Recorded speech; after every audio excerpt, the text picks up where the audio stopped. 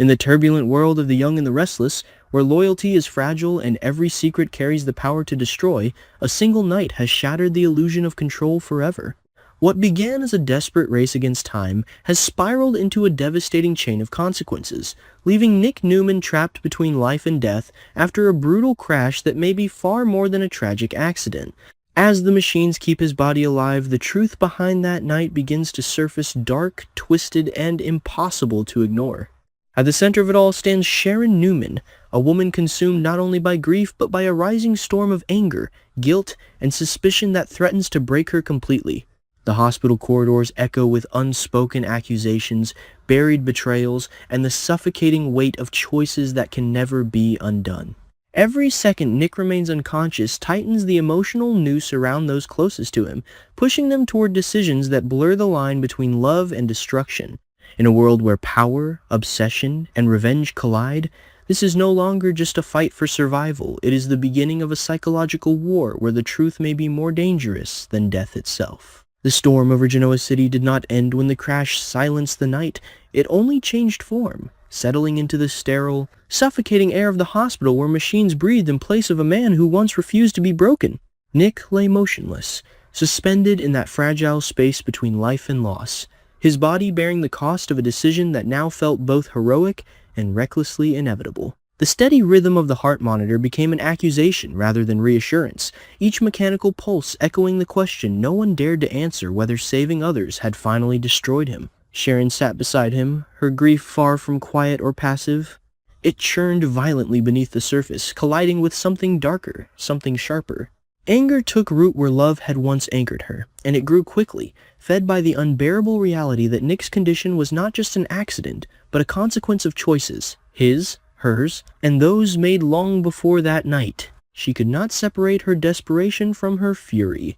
Every memory of him rushing in to fix what was broken now twisted into something unbearable, a pattern she had once admired now revealed as a fatal flaw. The man who had always tried to save everyone had never learned how to save himself. The weight of that realization pressed down on her until it became suffocating. She could not escape the thought that she had been the catalyst. If she had not called, if she had not needed him in that moment, if she had not once again pulled him back into the chaos that defined her life, he would not be lying there, unreachable. But guilt alone was not enough to contain what she felt. It began to fracture, giving way to resentment toward Nick for always choosing danger over distance, toward herself for allowing it, and toward the invisible forces that seemed determined to punish every fragile moment of happiness she had ever known. Noah stood at a distance, watching the collapse unfold with a growing sense of detachment that frightened even him. The shock had not dulled into grief. Instead, it sharpened into something colder. He saw the pattern more clearly than anyone, saw how every decision, every sacrifice, had built toward this moment. His father's condition was not random. It was the inevitable outcome of a life spent entangled in conflicts that never truly ended.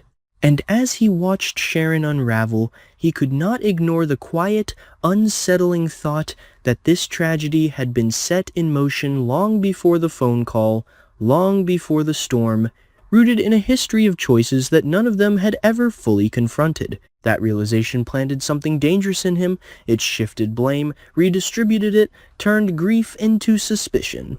Someone had to be responsible in a way that went beyond circumstance. Someone had to answer for why Nick had been pushed into that moment, why the urgency had been so absolute that caution had no place. The idea that it was simply fate felt like an insult. And so his mind began to search, to reconstruct the chain of events, to identify the weak point where intervention could have changed everything.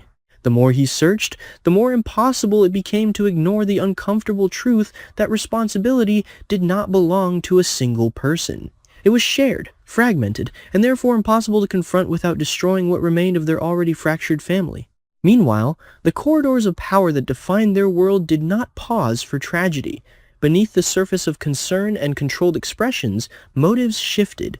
Information about the crash spread quickly, but not all of it was accepted at face value.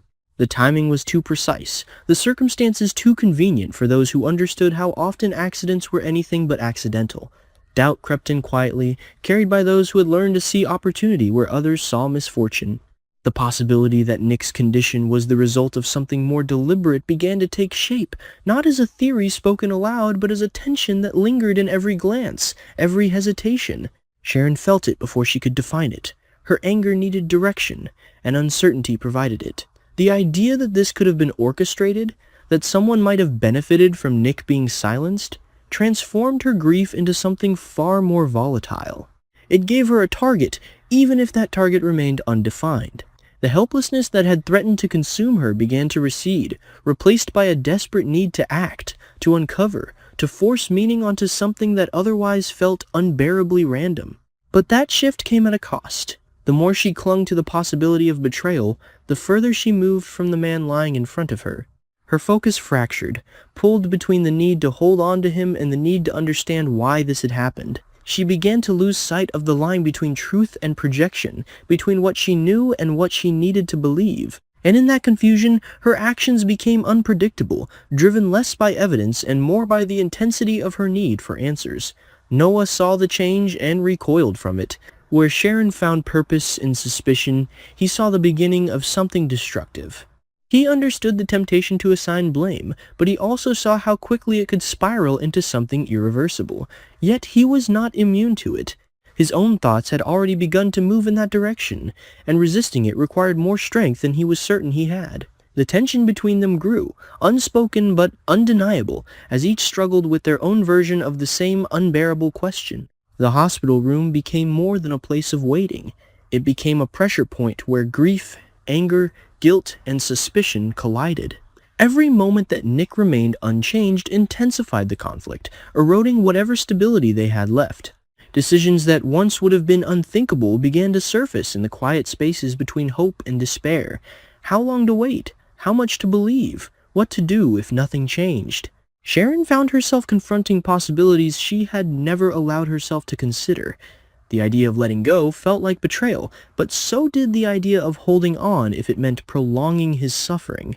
Each option carried its own form of cruelty, and there was no clarity to guide her, no certainty to anchor her decision. The responsibility pressed down on her with unbearable weight, forcing her into a position where every choice felt wrong. Noah, watching her struggle, faced his own breaking point. He could see the toll it was taking, could see how close she was to collapsing under the pressure. And yet, he could not step in without risking making things worse. The distance between them widened, filled with everything they could not say, everything they could not resolve. Outside that room, the world continued to shift. Quiet investigations began, subtle moves were made, and the possibility that Nick's condition was part of something larger refused to fade. Whether real or imagined, it fed the tension, giving shape to the anger that neither Sharon nor Noah could fully contain. And at the center of it all, Nick remained silent, his stillness both a refuge and a torment. He was the reason for everything unfolding around him, yet he could not intervene, could not clarify, could not stop the unraveling. His absence, more than anything else, became the catalyst for the chaos, forcing those who loved him to confront not only the possibility of losing him, but the darker truths about themselves and each other that his presence had once kept at bay. As the days stretched on, the situation did not stabilize. It intensified. Emotions sharpened, alliances weakened, and the line between love and destruction blurred beyond recognition. What had begun as a desperate attempt to save a life evolved into something far more complex, a battle not just against loss, but against the forces within themselves that threatened to turn that loss into something even more devastating. Attempt to save a life evolved into something far more complex, a battle not just against loss, but against the forces within themselves that threatened to turn that loss into something even more devastating.